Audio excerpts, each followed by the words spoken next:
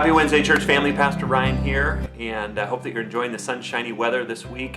Hey, I wanted to just share a couple thoughts with you and a scripture in light of the events of this past week in our community and in the life of our nation.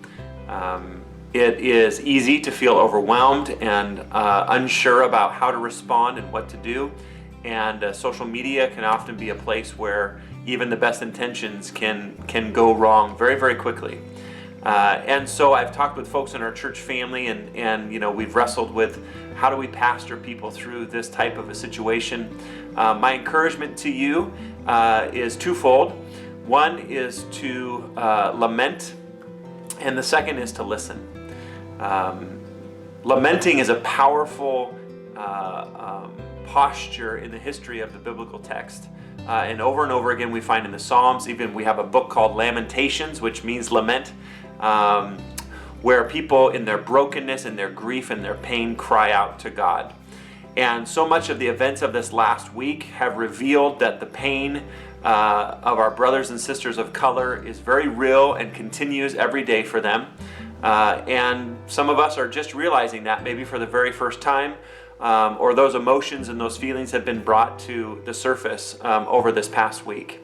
And it's easy to try to fix those problems. It's easy to try to deal with those emotions.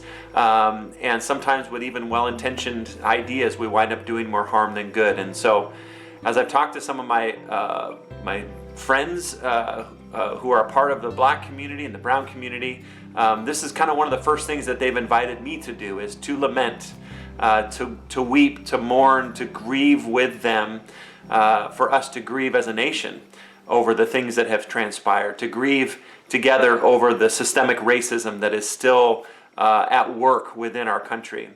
And so the Psalms offer wonderful opportunities to bring voice to our lament.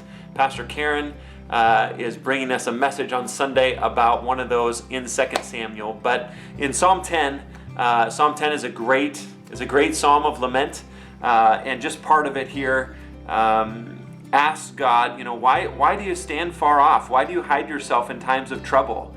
Because it's oftentimes in lament that we feel like God is farther away, even though we know He's near to the brokenhearted.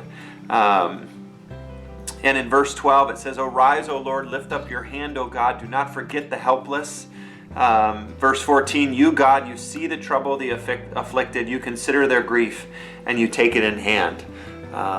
That's our hope, that's our prayer, is that God is seeing the grief of those who are afflicted, that He's hearing the laments and the mourning of His people.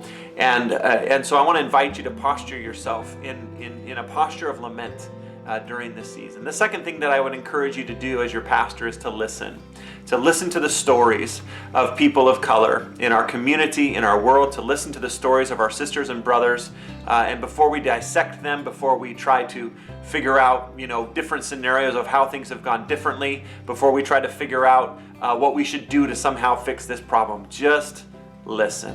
Just listen to their stories. Pastor Dave Jackson, a part of our church, says feeling heard feels a lot like being loved.